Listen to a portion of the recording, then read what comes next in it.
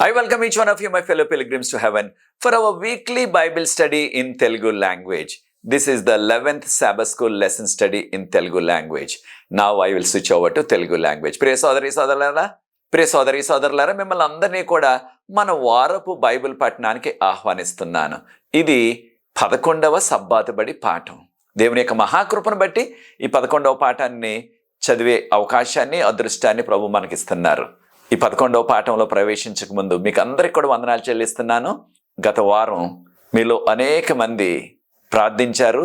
మా చిన్న గ్రామం శ్రీరంగపట్నం యొక్క 100 సంవత్సరాల వార్షికోత్సవం, 100 సంవత్సరాలు ప్రభు కాచి కాపాడారు, నడిపించారు, ఎంతో దీవించారు. అక్కడ దీవించబడ్డవారు అక్కడి నుంచి, ఆ చిన్న గ్రామం నుంచి చదువుకుని ఎంతో ఉన్నత స్థితికి ఎదిగి దేవుని యొక్క సేవలో ఎంతో ఘనంగా వాడబడిన వారు అనేక మంది. కొంతమంది ప్రభునందు నిద్రించారు. వారి యొక్క బిడ్డలు, వారి యొక్క మనవలు కూడా వచ్చారు. వారందరూ కూడా మేమందరం కలిసి దేవుని స్తుతించే ధన్యత మాకు కలిగింది. చిన్నప్పుడు నేను ఆ గ్రామంలోనే పెరిగాను ఎక్కువ కాలం. మా తల్లిదండ్రులు ఆ గ్రామస్తులే. తర్వాత వారు అనేక చోట్ల పనిచేశారు. మరలా వారికి 2 సార్లు ఆ గ్రామంలోనే పరిచర్య చేసే అవకాశం కూడా వచ్చింది. ఆ శ్రీరంగపట్నం గ్రామంలోనే మా తండ్రి గారు రిటైర్ అయ్యారు. తర్వాత కాలంలో మా తల్లిగారు కూడా, మా అమ్మగారు కూడా ఆ యొక్క శ్రీరంగపట్నంలో చిన్న స్కూల్ ఉండేది మనకి, 5వ తరగతి వరకు తెలుగు మీడియం, దానిలో పనిచేసి అక్కడే రిటైర్ అయ్యారు. కనుక మాకు ఎక్కువ కాలం ఆ గ్రామంలో మన యొక్క ఆ క్యాంపస్లో ఉండే అవకాశం కలిగింది. మేమందరం దేవుని స్తుతించే ధన్యత మాకు కలిగింది. ప్రార్థించినందుకు మీకు అందరికి కూడా వందనాలు చెల్లిస్తున్నాను. మా ప్రయాణాలు కూడా క్షేమకరంగా ప్రభువు చూచారు, నడిపించారు.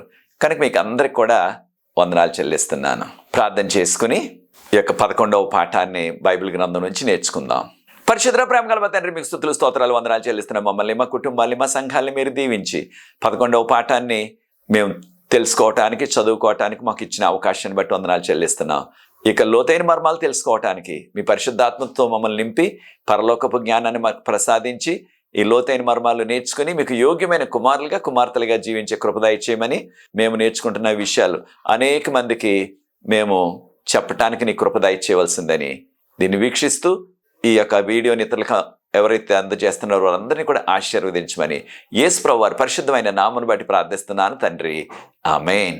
మరొక విషయం, ప్రియ సోదరి సోదరులారా, అనేక మంది గత వారం మా గ్రామానికి వచ్చిన 100 సంవత్సరాల వార్షికోత్సవంలో నన్ను కలిసి మేము ప్రతి వారం కూడా సబ్బాతు బడి పాఠాన్ని వింటున్నాం, దాన్ని వీక్షిస్తున్నాం, అనేక మందికి మేము దాన్ని షేర్ చేస్తున్నాం, పంచుతున్నాం అని చెప్పారు. దేవునికే సమస్తమైన మహిమ ఘనత కలుగును గాక. ఈ దీన పరిచర్య ప్రభు ఎంతో ఆశీర్వదిస్తున్నారు. అనేక మందికి ఆశీర్వాదకరంగా ఉందని వారు చెప్తున్నారు. నేను ఎక్కడికి వెళ్ళినప్పటికీ ఆ ప్రాంతంలో కొంతమంది వచ్చి, అయ్యా మేము సబ్బాతు బడి పాఠాన్ని చూస్తున్నాం, మేము రెగ్యులర్గా, మేము ప్రతి వారం చూస్తున్నాం అని చెప్తున్నారు. దేవునికే స్తోత్రాలు. ఇంకా కొంతమంది, అయ్యా మీ టీవీ కార్యక్రమం ప్రతి సోమవారం వస్తుంది కదా, సాయంత్రం 6 నుంచి 6:30 వరకు కడవరి కాలం, దాన్ని కూడా మేము క్రమంగా వీక్షిస్తున్నామని చెప్పారు. ప్రభుకి సమస్తమైన ఘనత, మహిమ నేను చెల్లిస్తున్నాను. ఇది నా శక్తి కాదు, దేవుని యొక్క శక్తి. దేవుడి కృపనిచ్చారు ఈ యొక్క పరిచర్యను కొనసాగించడానికి. మీరు ఈ పరిచర్యలు, సబ్బాతు బడి పాఠాన్ని, అదే రీతిగా టీవీ పరిచర్యను కూడా కొనసాగించడానికి మీ వంతు సహకారం ప్రార్థించండి. దాని ద్వారా అనేక మంది ఆశీర్వదించబడతారు. ఈ వారం మనకి ఇవ్వబడిన పాఠం ఇంగ్లీష్లో father, son and the spirit అని ఇచ్చారు. Father, son and the spirit అని ఇచ్చారు. ఇది ఇంగ్లీష్లో ఉన్న పాఠ్యాంశం. మన యొక్క భాషలో దీన్ని తండ్రి, కుమారుడు, పరిశుద్ధాత్మ అని నేను తర్జుమా చేస్తున్నాను. తండ్రి, కుమారుడు, పరిశుద్ధాత్మ అని నేను తర్జుమా చేస్తున్నాను. మనందరికీ తెలిసిన రీతిగా బైబిల్ గ్రంథంలో తండ్రి, కుమారుడు, పరిశుద్ధాత్మ గురించి కొన్ని వివరాలు ఇవ్వబడ్డవి. అన్ని వివరాలు మనం కోరుకున్న వివరాలన్నీ కూడా లేవు, కానీ చాలా వివరాలు ఉన్నవి. ఆ వివరాలన్నింటినీ కూడా మనం నేర్చుకున్నట్లయితే ఖచ్చితంగా బైబిల్ గ్రంథం మనకి బోధించేది తండ్రి, కుమారుడు, పరిశుద్ధాత్మ, ముగ్గురు ఉన్నారు. వీరిని కొన్ని సందర్భాల్లో మనం త్రిత్వము అంటున్నారు. అది కాస్త పెద్ద మాటగా కనిపిస్తుంది. ఇంగ్లీష్లో ట్రినిటీ అంటున్నారు. ఆ పదం బైబిల్లో లేకపోయినప్పటికీ ట్రినిటీ అనే మాట ఈ ముగ్గురు గురించి చెప్తున్నారు కనుక వీరిని త్రిత్వము అని పిలుస్తున్నారు చాలామంది. ప్రియ సోదరి సోదరులారా, ఈ ముగ్గురు కూడా ఏకత్వంలో ఉన్నారు. కొంతమంది యొక్క అపోహ ఏమిటంటే ఈ ముగ్గురు కూడా 3 పేర్లతో పిలుస్తున్నారు, కానీ ముగ్గురు కూడా ఒకే వ్యక్తి అనే అపోహ అది సరికాదు, అపోహ మాత్రమే అది. దీని ఇంగ్లీష్లో మిస్కన్సెప్షన్ అంటున్నాం, ది రాంగ్ కాన్సెప్ట్ అనమాట. అది ఏంటి అపోహ? వారి ఉద్దేశంలో పాత నిబంధనలో అదే దేవుడు యెహోవా అనే నామంతో ఆయన బయలుపరుచుకున్నారు. క్రొత్త నిబంధనలో అదే దేవుడు యేసుక్రీస్తు అనే పేరుతో తను తాను బయలుపరుచుకున్నారు. యేసు ప్రభు చనిపోయి తిరిగి లేచి 40 దినాలు అందరికీ కూడా ప్రత్యక్షమయ్యి మరల పరలోకం వెళ్ళిపోయిన తర్వాత అదే దేవుడు పరిశుద్ధాత్మగా మన మధ్య మనకు నివసిస్తున్నారు, మనకు పరిచర్యలు అందిస్తున్నారు అని కొంతమంది భావిస్తున్నారు. వారి యొక్క ఉద్దేశం సమాధి బైబిల్ గ్రంథం ఆది చెప్పటం లేదు. ఆది నుంచి కూడా ముగ్గురు కూడా ఉన్నారు. ఆది అంటే నిత్యత్వం నుంచి అనమాట, ఇంగ్లీష్లో ఇటర్నిటీ అంటున్నాం. అప్పటి నుంచి కూడా ఈ ముగ్గురు కూడా ఉన్నారు. వారు కలకాలం ఉంటారు ఈ ముగ్గురు కూడా. కనుకనే ఆదికాండంలో 1వ అధ్యాయం 26వ వచనంలో మనం గమనించినప్పుడు మానవుని చేయటానికి వారు ఏమన్నారు? మనము మానవుని మన స్వరూపంలో మన పోలిక, మన అన్నారు. అంటే ఒక్కరైనట్లయితే నా పోలికలో నా స్వరూపంలో అనాల. మన అన్నారంటే ఇంగ్లీష్లో అస్ అంటున్నారు. అంటే ఇది ఖచ్చితంగా బహువచనం. అదే రీతిగా ఆదికాండం 1వ అధ్యాయం 1వ వచనంలో హిబ్రూ భాషలో చదివితే ఎలోహీం అని మాట వాడారు. ఎలోహీం అనే మాట బహువచనం అంటే తండ్రి, కుమార, పరిశుద్ధాత్మకు సూచిస్తుందన్నమాట. అనేకమైన విషయాలు మనకు బైబిల్ గ్రంథంలో ఉన్నవి. క్రొత్త నిబంధనలో ఎక్కువ వివరాలు ఉన్నవి. ఎంతో మనకి విపులంగా చెప్పబడ్డది. యేసు ప్రభు చెప్పారు కదా, పరలోకం ఆయన వెళ్ళిపోకముందు మత్తయి సువార్త 28వ అధ్యాయం 19వ వచనం మనందరికీ కూడా జ్ఞాపకం ఉన్న మనకు బాగా తెలిసిన వాక్యము. యేసు ప్రభు శిష్యులతో ఏం చెప్పారు? మీరు లోకమంతటికి వెళ్ళి ఈ సర్వ సృష్టి కూడా సువార్త ప్రకటించండి. అప్పుడు ఎవరైతే నమ్ముకుంటున్నారో వారికి తండ్రి యొక్కయు, కుమారుని యొక్కయు, పరిశుద్ధాత్మ యొక్కయు నామం పేరిట బాప్తిసం ఇవ్వండి. ముగ్గురిని ప్రస్తావించారు యేసు ప్రభువు ఎంతో విపులంగా. తండ్రి యొక్కయు, కుమారుని యొక్కయు, పరిశుద్ధాత్మ యొక్క నామం పేరిట బాప్తిసం ఇవ్వమన్నారు. మత్తయి సువార్త 28వ అధ్యాయం 19వ వచనంలో. అదే రీతిగా యేసు ప్రభు బాప్తిసం తీసుకున్నప్పుడు ఆ యొక్క యోర్దాను నదిలో మత్తయి సువార్త 3వ అధ్యాయం 16వ వచనం చదివినట్లయితే యేసు ప్రభు వారు యోర్దాను నదిలో నిలిచి ఉన్నారు బాప్తిసం తీసుకోవటానికి. బాప్తిసం ఇచ్చే యోహాను గారు రెడీగా ఉన్నారు, సిద్ధంగా ఉన్నారు బాప్తిసం ఇవ్వటానికి. అప్పుడు వారికి పరలోకం నుంచి అనగా ఆకాశం నుంచి ఒక స్వరం వినబడ్డది, ఈయనే నా ప్రియ కుమారుడు. ఎవరి మాటలు అవి? తండ్రి మాటలు. ఈయన నా ప్రియ కుమారుడు అని చెప్పారు. ఈయన నా ప్రియ కుమారుడు అని చెప్పారు. ఆ మాటలు విన్న తర్వాత అక్కడ ఉన్న వారందరికీ కూడా కనిపించిన దృశ్యం ఏంటంటే పరిశుద్ధాత్మ పావురం వలె పరలోకం నుంచి దిగి వచ్చి యేసు ప్రభు మీద ఉరాలారు. అనగా ఇక్కడ ముగ్గురు మనకు కనిపిస్తున్నారు. యేసు ప్రభు యోర్దాను నదుల నీటిలో నిలిచి ఉన్నారు బాప్తిసం తీసుకోవటానికి. తండ్రి ఆకాశం నుంచి అనగా పరలోకం నుంచి మాట్లాడారు నా ప్రియ కుమారుడని. పరిశుద్ధాత్ముడు పావురం వల్ల దిగి వచ్చారు ఆయన మీదకు. కనుక ఖచ్చితంగా ఈ ముగ్గురు కూడా ఉన్నారు. మానవులుగా అనేక వివరాలు మనం తెలుసుకోవాలని ఆశిస్తున్నాం వారి కొరకు. అవి మనకి ఇవ్వబడలేదు. కారణం మనకి ఎంతైతే అవసరమో, ఏ విషయాలైతే అవసరమో మనకు, మన రక్షణకు, వాటినే వివరించారు. తక్కినవన్నీ కూడా వివరాలు రాయాలంటే మరి బైబిల్ గ్రంథం ఇంకా ఎంత పెద్దదైపోతుందో. యోహాను సువార్తలో మనం చదువుతున్నాం. యోహాను సువార్తలో 20వ అధ్యాయం నుంచి మొదలుపెట్టినట్లయితే 20వ అధ్యాయం ఆఖరి భాగాన్ని చదివినట్లయితే యోహాను గారు ఏమన్నారు? యేసు ప్రభు చేసిన క్రియలన్నీ కూడా రాయాలంటే ఈ భూమి మీద ఉన్న కాగితాలన్నీ సరిపోవన్నారు, గ్రంథాలన్నీ సరిపోవన్నారు. అన్ని విషయాలు ఉన్నాయి ఒకటి యేసు ప్రభు చేసిన ఆ 33.5 సంవత్సరాల్లో.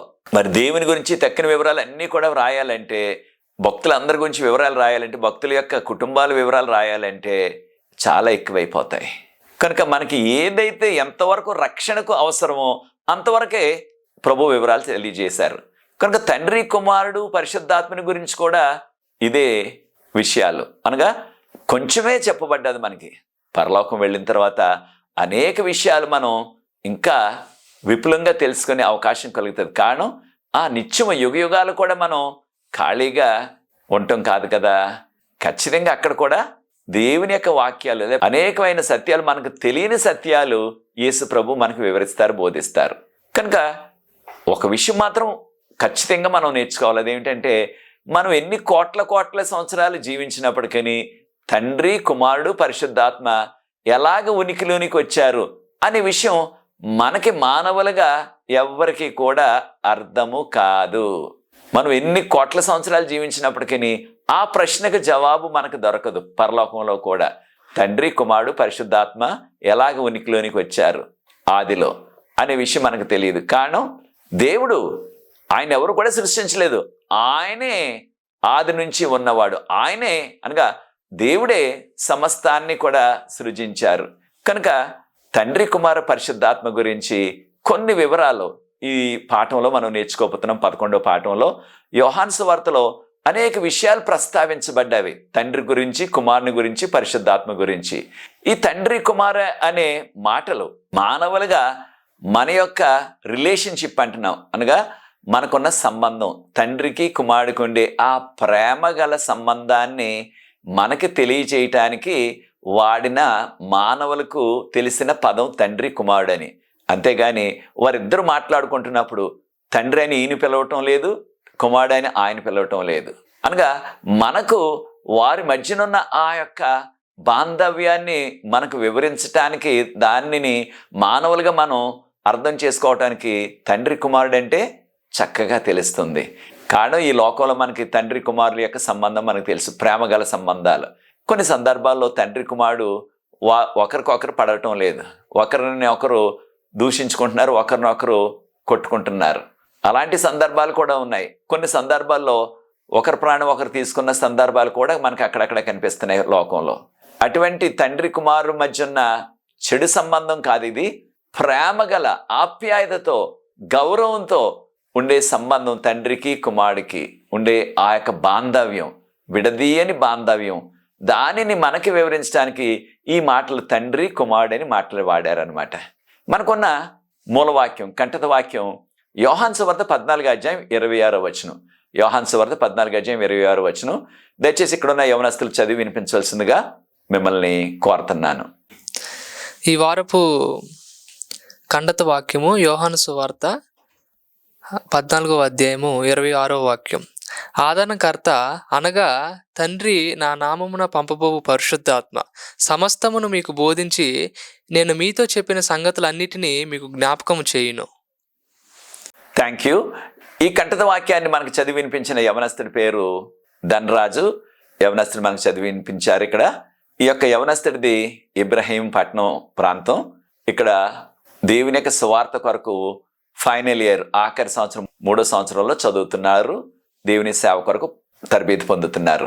ఈ యొక్క యవనస్తుని కొరకు రాబో దినాల్లో తన పరిచర్య కొరకు, తన కుటుంబం కొరకు ప్రత్యేకంగా ప్రార్థిద్దాం. Thank you Dhanraj. ఈ ముగ్గురు కూడా అనగా తండ్రి, కుమారుడు, పరిశుద్ధాత్మ కూడా ముగ్గురు కూడా సమానులే. ప్రతి విషయంలో కూడా వారు సమానులే.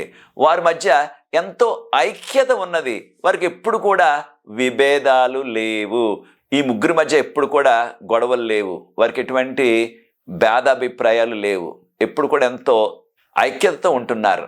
అదే రీతిగా మనము కూడా మానవులుగా, కుటుంబాలుగా, సంఘాలుగా ఐక్యతతో ఉండాలి. ఎటువంటి భేదాలు లేకుండా, ఎటువంటి గొడవలు లేకుండా, ఎటువంటి పోట్లాటలు లేకుండా, ఎటువంటి భిన్నాభిప్రాయాలు లేకుండా, ఎటువంటి తారతమ్యాలు లేకుండా ఐక్యతతో కలిసిమెలిసి జీవించాలన్నది దేవుని కోరిక. కనుకనే తండ్రి, కుమారుడు, పరిశుద్ధాత్మల మధ్య ఎంతో చక్కని, ఎంతో ఆదర్శవంతమైన ఐక్యత మనకి కనిపిస్తుంది.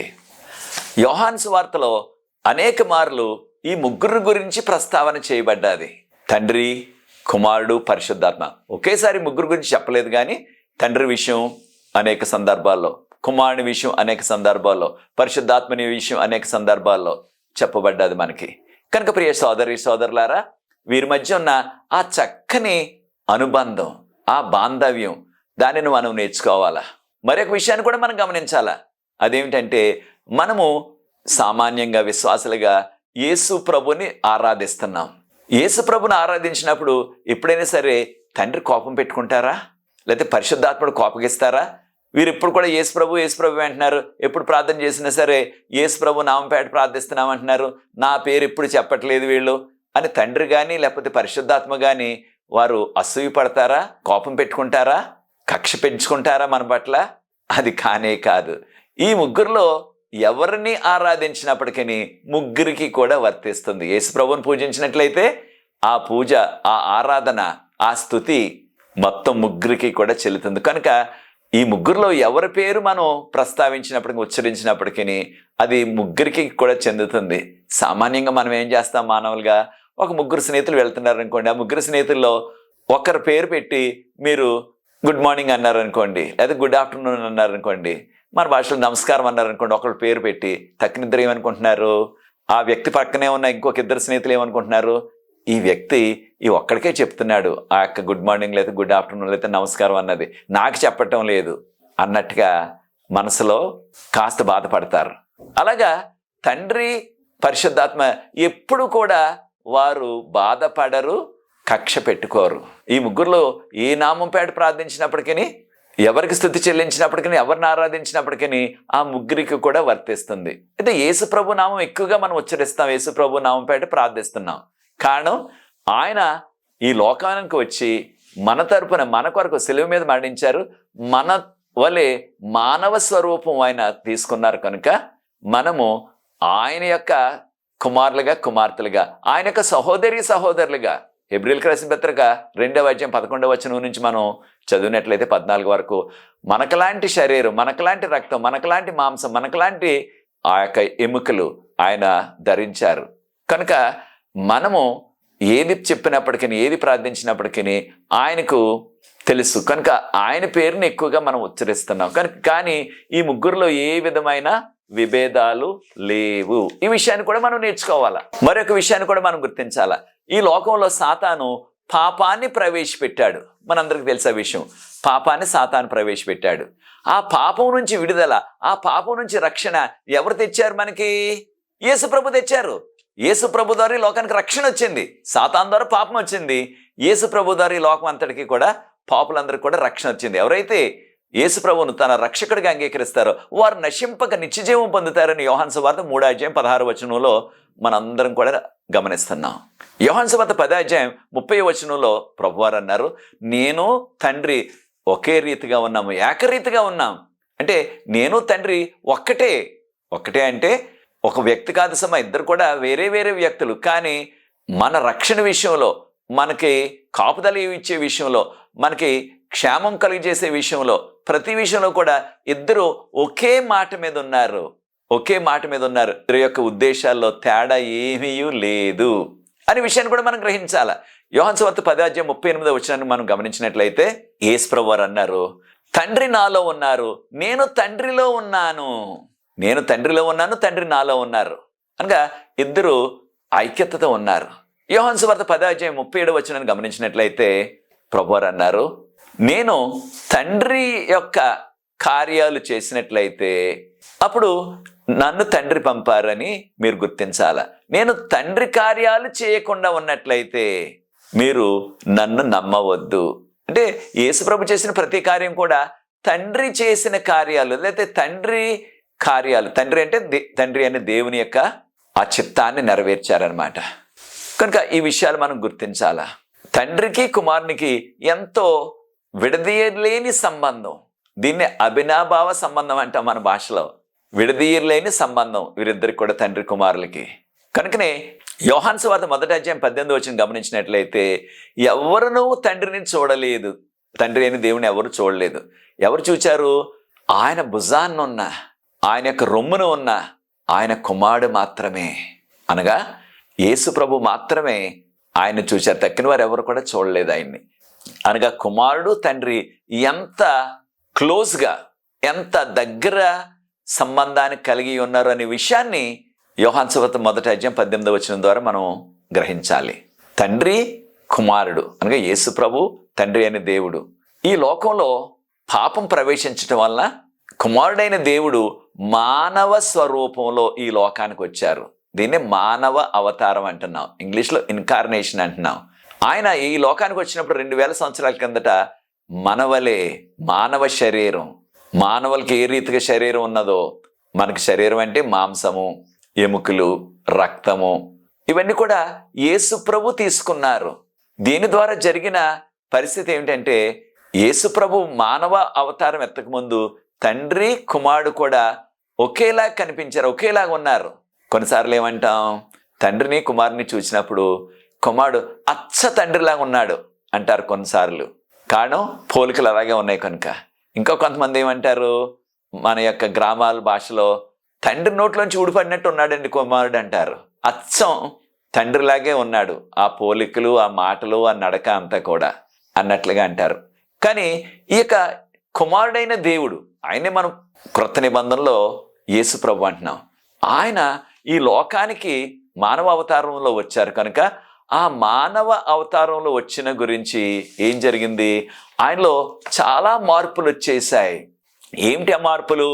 జకర్యా గ్రంథం 13:6 ఈ విధంగా చెప్పబడ్డది. పరలోకం వెళ్ళిన తర్వాత కొంతమంది ఆయన ప్రశ్నిస్తారంట, మీ యొక్క శరీరం మీద ఉన్న ఆ గాయాలేంటి, ఆ 5 మచ్చలేంటి అని ఆయన్ని ప్రశ్నిస్తారంట.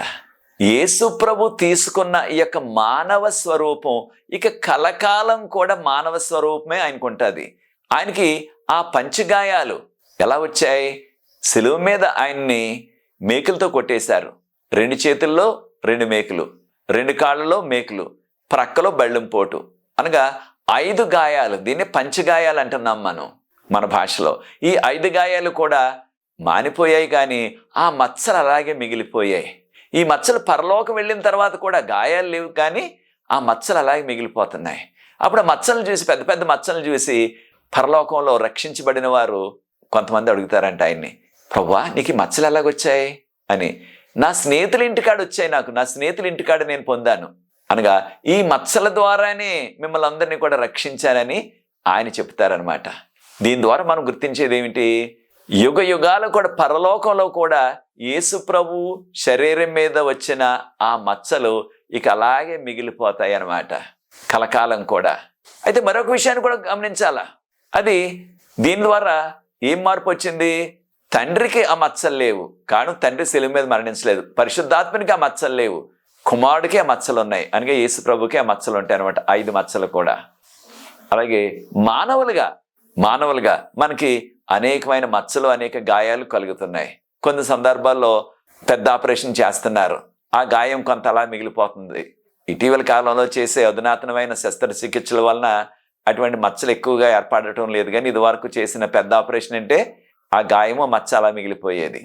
అయితే పరలోకం వెళ్ళిన తర్వాత, అనగా 2వ రాకడ దినాన ఒకవేళ మనం మరణించి ఉన్నట్లయితే మనము సజీవులుగా పునరుత్థానం చెందిన ఆ క్షణంలోనే ఇక మన శరీరానికి ఎటువంటి మచ్చలు, మనం పొందిన గాయాలు, లేకపోతే ఈ లోకంలో కొన్ని పరిస్థితులను బట్టి కాలు లేకుండా, చెయ్యి లేకుండా వారు జీవించినట్లయితే వారు లేచినప్పుడు అటువంటి లోపాలకి ఏమీ ఉండవన్నమాట.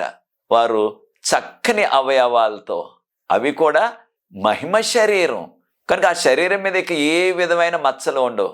కొన్ని సందర్భాల్లో చిన్నప్పుడు ఏదో టీకా వేస్తున్నారు, ఆ టీకా మచ్చ అలాగే మిగిలిపోతుంది. అయితే ప్రియ సోదరి సోదరులారా, ఇక అటువంటి మచ్చలు ఏమీ కూడా ఉండవు అనమాట. కొన్నిసార్లు కొంతమందికి పెద్ద పుట్టుమచ్చ అంటున్నారు, పుట్టినప్పటి నుంచి ఉంటుంది అది. ఇక అలాంటివి ఏమీ ఉండవు అనమాట. కారణం మహిమ శరీరం, దేవదూతల లాంటి శరీరం. మనకు మాత్రం మానవులుగా అటువంటి మచ్చలు, అటువంటి గాయాలు ఇక ఎప్పుడూ కూడా ఇక కనిపించవు 2వ రాకడ తర్వాత. కానీ యేసు ప్రభువుకు ఆయన పొందిన ఆ 5 గాయాల యొక్క మచ్చలు మాత్రం కలకాలం అలాగే సాదృశ్యంగా నిలిచిపోతాయి. కనుక నిత్యత్వంలో, అనగా యుగ యుగాలు కూడా యేసు ప్రభు శరీరం మీద మాత్రం మచ్చలు అలా ఉంటాయి, కానీ మనకిక ఆ మచ్చలన్నీ కూడా మటుమాయం అయిపోతాయి 2వ రాకడ దినాన. చూచారా ఎంతటి ఆయన త్యాగం చేసి, ఏదో కొంతకాలమే కాదు మానవ శరీరాన్ని ఆయన ధరిస్తా ఇక యుగ యుగాలు కూడా మానవ శరీరం అలాగే ఉండిపోతుంది అనమాట ఆయనకి. ఈ విషయాన్ని మనం నేర్చుకోవాలా. మరొక విషయాన్ని కూడా మనం గమనిస్తున్నాం, ఏంటంటే యేసు ప్రభుని తెలుసుకున్నట్లయితే అది తండ్రిని తెలుసుకున్నట్లే. కారణం యోహాన్ గారు ఎంతో చక్కగా వివరించారు మనకి ఈ యొక్క విషయాల్ని. యోహాన్ గారు గ్రీకు పదం తండ్రికి ప్యాటర్ అనే మాట వాడారు. గ్రీకు పదం ప్యాటర్ అనే మాట వాడారు. అది 136 సార్లు వాడబడ్డది ఏకంగా ఈ యొక్క పుస్తకంలోనే, యోహాను సువార్తలని 136 సార్లు. అనగా క్రొత్త నిబంధన అంతట్లో కూడా వాడిన మాట, అనగా తండ్రి అనే వాడిన మాటల్లో 3వ వంతు మాట, అనగా 3వ వంతు తండ్రి అనే పదం ఈ యొక్క యోహాను సువార్తలోనే వాడారంటే ఎంత ఎక్కువగా విరివిగా యోహాను సువార్తలో తండ్రిని గురించి ప్రస్తావించారనే విషయాన్ని మనం గ్రహించాలా. యేసుప్రభు వారు ఈ లోకంలో ఉన్నప్పుడు నేను నా తండ్రి చిత్తాన్ని చేయటానికి వచ్చాను అన్నారు. అప్పుడు ఫిలిప్ గారు ఒక సందర్భంలో అడిగారు, యేసుప్రభు అన్నారు నేను పరలోకం వెళ్ళిపోతున్నాను అన్నారు. అప్పుడు ఫిలిప్ గారు అడిగారు, మాకు తండ్రిని చూపించండి, మాకు తండ్రిని చూపించండి అన్నారు. ఈ విషయాలు మనం యోహాను సువార్త 14:8-10 వరకు ఉన్న వాక్య భాగంలో చదువుతున్నాం.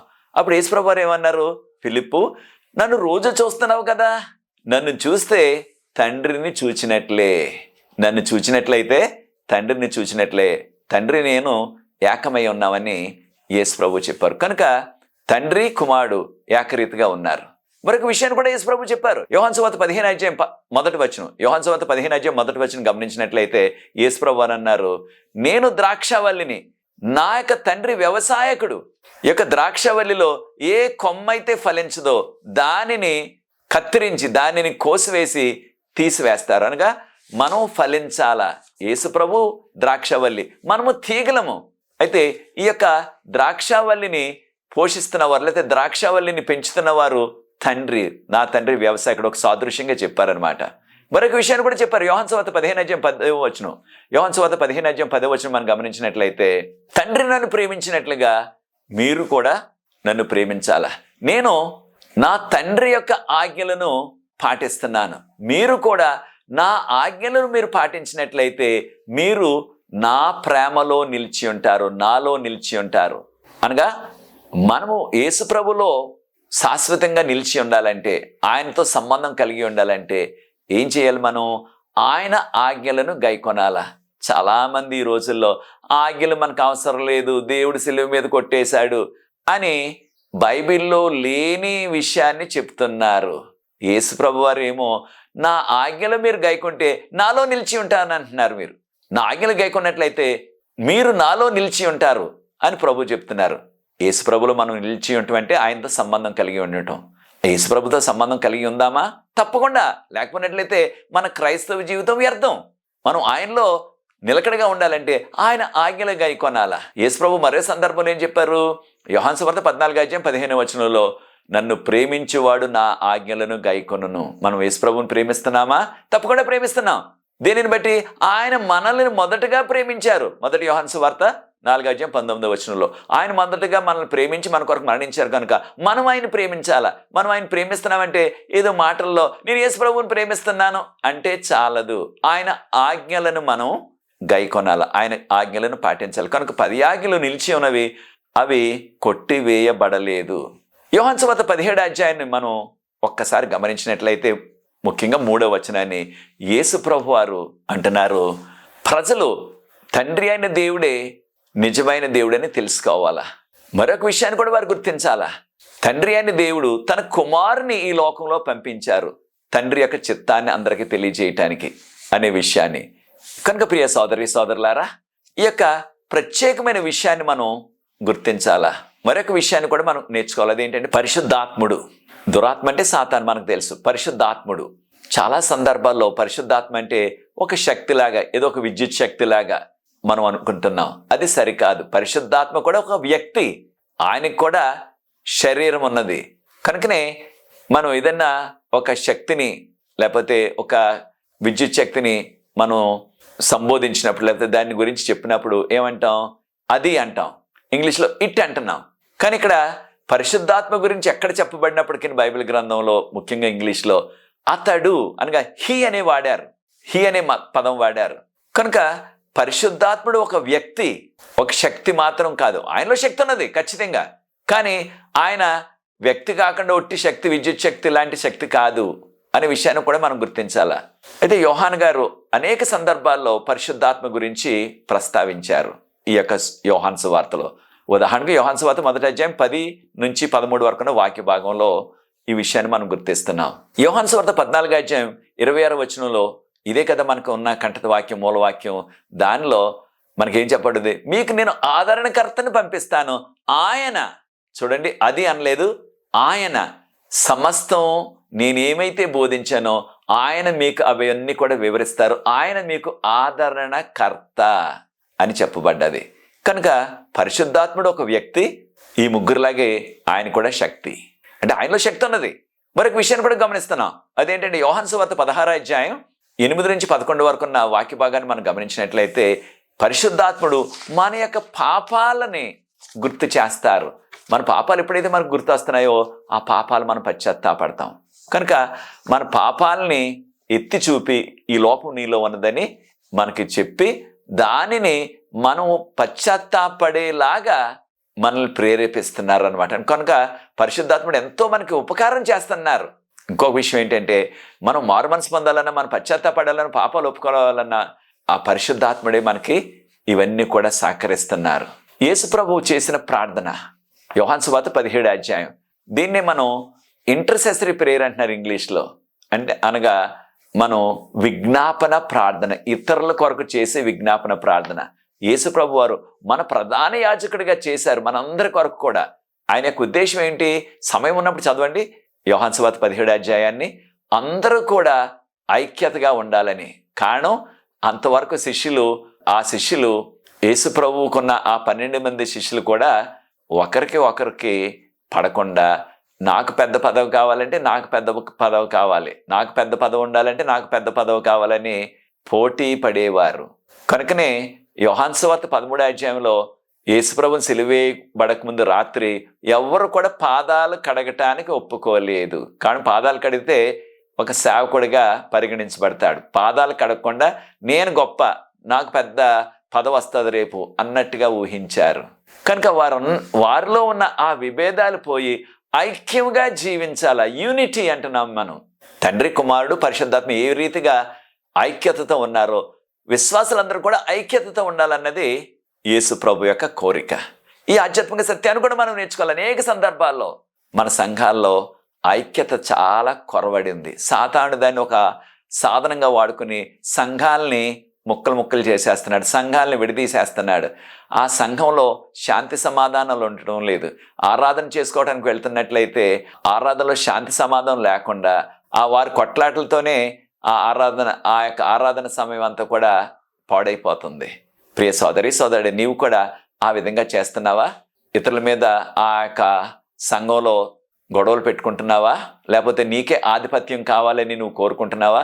ముఖ్యంగా ఈ పండగల కాలంలో చాలామంది పదవి కొరకు, లేకపోతే వచ్చిన డబ్బులన్నింటినీ కూడా వారి చేతుల్లో పెట్టుకోవాలన్నట్లుగా వారు అధికారం కొరకు, పదవి కొరకు ప్రోకలాడుతూ ఉంటారు. దాని కొరకు ఎక్కువ కొట్లాటలు వస్తున్నాయి, దాని కొరకు ఎక్కువ విభేదాలు వస్తున్నాయి. కొన్ని సందర్భాల్లో వారు కేసులు కూడా పెట్టుకుని ఒక గ్రూప్ ఏమో ఒక పండుగ చేసుకుంటున్నారు, ఇంకో గ్రూప్ ఇంకో వేరే పండుగ చేసుకుంటున్నారు అదే ఆలయంలో. దానివల్ల దేవుని యొక్క నామానికి ఎంతో అపకీర్తి వస్తుంది, దేవుడు దుఃఖిస్తారు. దేవుని యొక్క ఉద్దేశం ఏంటంటే యోహాను సువార్త 17వ అధ్యాయంలో చదివినట్లయితే అందరూ కూడా ఐక్యతతో ఉండాలా. వారు గొప్పవారైనా పేదవారైనా, చదువుకున్నా చదువు లేకపోయినా అందరూ కూడా విశ్వాసులే, అందరూ కూడా సభ్యులే. ఒకరు ఏదో ప్రాధాన్యత గలవారు, తక్కిన వారికి ఏ విధమైన ప్రాధాన్యత లేదు అనుకోవటం చాలా పొరపాటు. కనుక మనందరం కూడా ఐక్యతతో జీవించాలన్నది ప్రభు కోరిక. చివరిగా చూడండి యేసు ప్రభు ఏమన్నారు? యోహాను సువార్త 17వ అధ్యాయం 17వ వచనం మనం గమనించినట్లయితే, నీ యొక్క వాక్యంతో మమ్మల్ని పరిశుద్ధపరచు, నీ వాక్యమే సత్యము అని చెప్పబడ్డది. కనుక ప్రియ సోదరి సోదరులారా, మనము తండ్రి, కుమార, పరిశుద్ధాత్మ ముగ్గురు కూడా ఉన్నారు. ముగ్గురు వ్యక్తులు. ఆ ముగ్గురు కూడా మన యొక్క రక్షణ కొరకు ఈ విశ్వం అంతటిని కూడా వారు పాలిస్తూ, మన యోగక్షేమాలు చూస్తూ, ముఖ్యంగా మన యొక్క రక్షణ భాగ్యం కొరకు వారు పనిచేస్తున్నారు. కనుక దేవునికి మహిమ చెల్లిస్తూ తండ్రి, కుమారుడు, పరిశుద్ధాత్ముడు కూడా మనకి ఇంత మేలు చేస్తున్నారు. కనుక మనము వారికి ఎంతో స్తుతి చెల్లించాలి. ఈ ముగ్గురులో ఎవరి పేరు చెప్పినప్పటికీ వారికి విభేదాలు లేవు. వారు చక్కగా మనకు కావాల్సినవన్నీ కూడా దయచేస్తున్నారు. ప్రియ సోదరి సోదరులారు, ఈ పాఠం ద్వారా కొన్ని విషయాలు, ఇంకా అనేకమైన విషయాల్లోనే తండ్రి, కుమార, పరిశుద్ధాత్మ గురించి, కానీ కొన్ని విషయాలు ఈ పాఠంలో నేర్చుకునే అవకాశం ప్రభు ఇచ్చారు. కనుక ప్రభు స్తోత్రం చెల్లిస్తూ ప్రార్థించి ఈ యొక్క 11వ పాఠాన్ని ముగిస్తాను. ప్రార్థన. పరిశుద్ధ ప్రేమ గల మా తండ్రి, మీకు స్తుతులు, స్తోత్రాలు, వందనాలు చెల్లిస్తున్నాం. మమ్మల్ని, మా కుటుంబాలను మీరు ప్రేమించి తండ్రి, కుమారుడు, పరిశుద్ధాత్మ గురించి కొన్ని విషయాలు నేర్చుకునే కృప మాకు అనుగ్రహించారు. ఈ దినాన్ని 11వ పాఠం ద్వారా ఈ పాఠాన్ని వీక్షిస్తున్న ప్రతి వారిని, ఈ వీడియోని ఇతరులతో పంచుకుంటున్న వారిని ప్రత్యేకంగా దీవించమని, నాకు సహకరిస్తున్న ఎవరి బిడ్డలు ప్రత్యేకంగా దీవించమని, నీ కృపలో మమ్మల్ని అందరూ నడిపించమని, నీ చిత్తమైనట్లయితే 12వ పాఠంలో కూడా మేము కలుసుకొని మిమ్మల్ని స్తుతించి పర్యంతరం మీ శాంతి సమాధానం మీ కాపుదల కృప మాతో ఉంచవలసిందని యేసుప్రభు వారి పరిశుద్ధమైన నామం బట్టి ప్రార్థిస్తున్నాను తండ్రి, ఆమేన్. ప్రియ సోదరి సోదరులారా, ప్రభు మిమ్మల్ని ప్రత్యేకంగా దీవించుగాక. ప్రభు చిత్తమైనట్లయితే వచ్చే పాఠంలో 12వ పాఠంలో మరలా కలుసుకుందాం. అంతవరకు ఆయన కృప మనకు తోడుగా ఉండును గాక. Thank you. God bless you.